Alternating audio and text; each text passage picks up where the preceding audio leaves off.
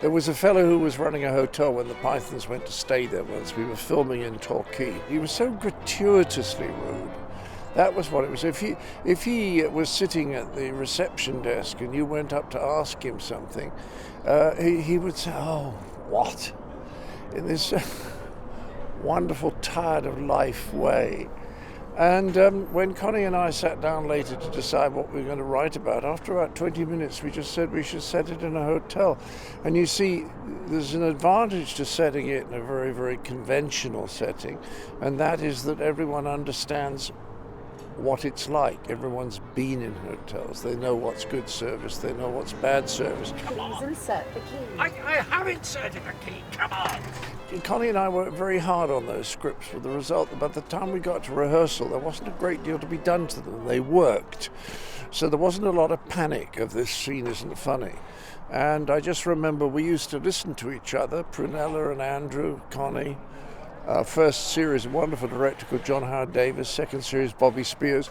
And we just did it and said, was it funny? And somebody'd say, well, I think it would be better if you did that. And it was very collegiate. A lot of people had sent me Fawlty Towers scripts or Basil scripts, and they were always absolutely awful. But these people had an idea, and I have to say, I met them. They were all very nice. And within 20 minutes, we'd written the script, because it was kind of obvious. And I looked at that and I thought, no, I think that will work, and I think it's genuinely funny. Because it's funny, it's okay. But I can't tell you how many times I'd said no, because most people trying to write it didn't know how to write it. They started with Basil being angry. And Basil, if you watch the shows, becomes angry during the course of the show. But it doesn't start angry. It's quite a slow process. Because it was 40 years ago. I remember we had difficulty finding a branch. This always surprises people. The first branch, and I broke it off and started practicing, and it just wasn't funny because the branch was too rigid.